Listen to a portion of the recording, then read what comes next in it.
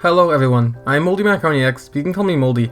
Today, we will be taking a look at some classic Geometry Dash levels, and we will also discuss why the standards are so high nowadays in terms of level quality and creation when compared to the classic levels of Geometry Dash. I won't be going too far back, only looking at 1.9, 2.0, and early 2.1 levels, since there were very little set standards and updates prior to these. I hope you find this video interesting, as I think it will be. So before we get too deep into things, I want to quickly ask any of you that like my content to subscribe. I appreciate every subscriber, and I only have like 263 subscribers as of writing this. Also, be sure to check if you are subscribed if you think you should be. In all honesty, I sometimes think I am subscribed to someone, but when I check, I am not. So if you think you should be subscribed to the channel but aren't, feel free to subscribe. Anyway, now let's get into the actual video. I will discuss some classic levels, and afterwards, we will discuss the standards and why they are so high nowadays. Sit back, relax, and enjoy.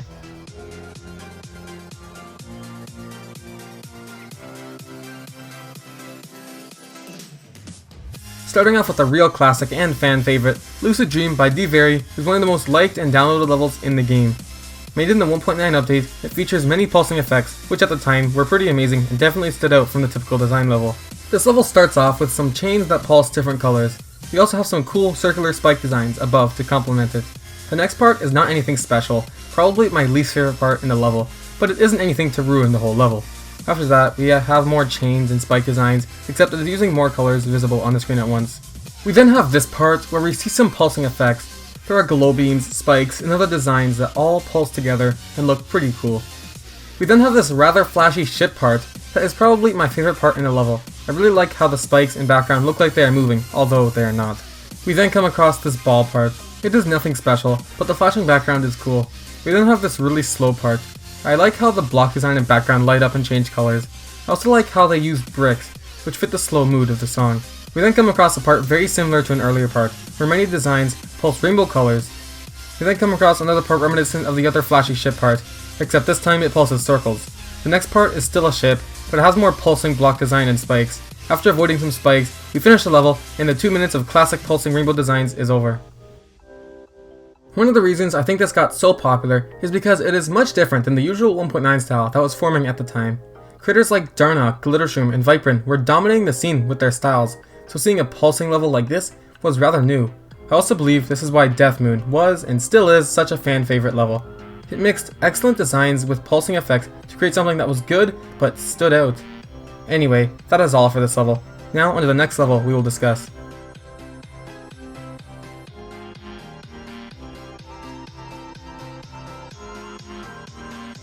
This level was made in very late 2.0 and is featured in the Geometry Dash side game Geometry Dash World. It uses a very simple design, which many criticize ADL for, although personally, I really love simple design, so I really liked this level at the time and I still like it today. We start off with this simple cube part. We have some cool designs for the structures, air decoration, and ground design. Ground design is something we have been seeing less and less of lately, so seeing it again in this level is nice. This level has backgrounds that move up and down, which makes this part feel very smooth and calming. We then come across this ship part. The structure design is similar to the previous part, but the air decoration, ground design, and background is not. New designs were used for the air decoration, such as the white clouds with some nice shadow, arrows, saws, and other designs. The ground design features ground spikes with some grass and bush pieces to complement it. The background uses these slopes with a nice black outline, and it moves to the beat of the song, which is once again really relaxing and makes the level feel very natural. We then go through this cube part with more moving backgrounds and other neat designs like the previous two parts. I really like the use of the grass blocks in the block design. We then have this ball part with some rather empty block design, though a nice background to help it. The ground spikes and edge decoration are rather simple here too, only using basic black ground spikes and some connected pieces and clouds. The next UFO part is very similar, though with more detail in the block design and some more air decoration designs. In the next part, we take to the skies and navigate through these floating platforms. There is also a moving background in this part, which enhances the overall vibe. Afterwards, the level ends. The movement of the backgrounds and some designs make the level feel very satisfying to play. And along with the song, this is a very calm and serene experience. One thing I find interesting is how this design is very simple, which goes to show just how low the standards were in 2.0, even during the later end of it. Anyway, now onto the third and final level I will discuss.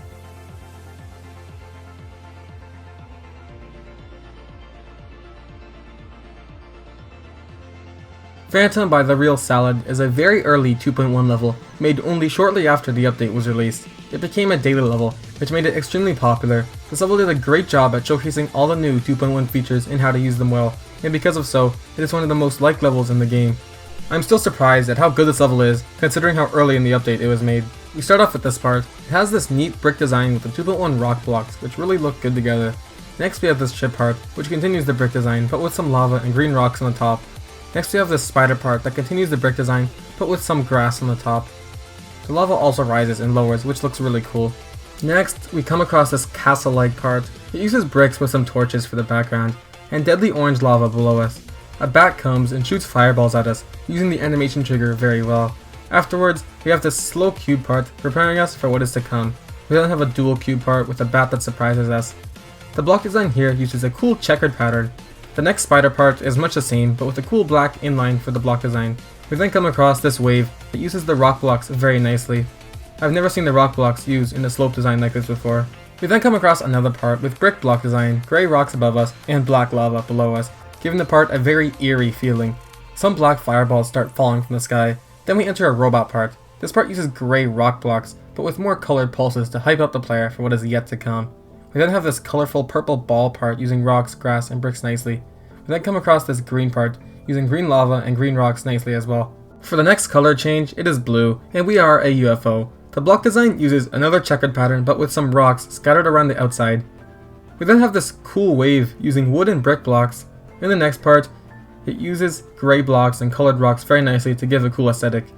We then go into this robot part that uses brick designs to make what looks like a castle. We then approach the bat once again with some ground spikes on the ceiling, black lava below, and some spinning rocks in the middle. The bat shoots 3 orange fireballs and then leaves us alone. And just like that, this extra long masterpiece of a level ends. I really like this level since it gives off some early 2.1 vibes, and it has a very clever use of the 2.1 objects. I wish we could see more levels like this nowadays, but the standards have risen by a lot. Anyway, now we are going to analyze the standards nowadays compared to the standards as to when these levels were made, and we will finally figure out the reason as to why the standards are so high nowadays.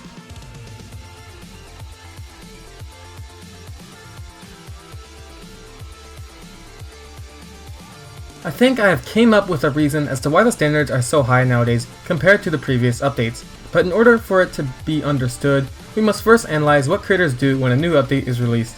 Firstly, creators tend to be very creative and experimental within the first month or two when the update is released, since there is no norm yet and everyone is just testing out the new features. This typically leads to more original levels such as Blue Rift 2 by Serpunch and Phantom by The Real Salad. Blue Rift 2 was released only days after 2.1 was released, which explains why it is incredibly creative. Secondly, a norm begins to settle in. This is what lays the foundation for the update's generic style. This will typically evolve the longer the update goes on for. For example, look at the typical generic early 2.1 level compared to the typical generic late 2.1 level. They are very different. Thirdly, the standards rise the longer in the update you go. Look at the generic early 2.1 level again. It is very basic and definitely shows how low the standards were then. Now look at the late 2.1 level. It is much more detailed, uses much more objects, and definitely took a lot more time to make, because the standards tend to rise the further in an update we go. Without a new content update, the standards won't reset, which is why the standards are so high nowadays. We've been in 2.1 for over half the entire game's lifespan. The standards are bound to be incredibly high. I made a quick graph to help you visualize what I mean by this. So, because of how long we've been in 2.1, creators have had so much more time to improve, and the standards have been continuously raising because of this.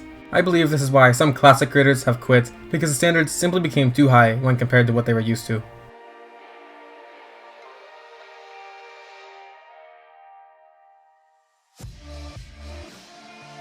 Well, what does this mean, you may ask?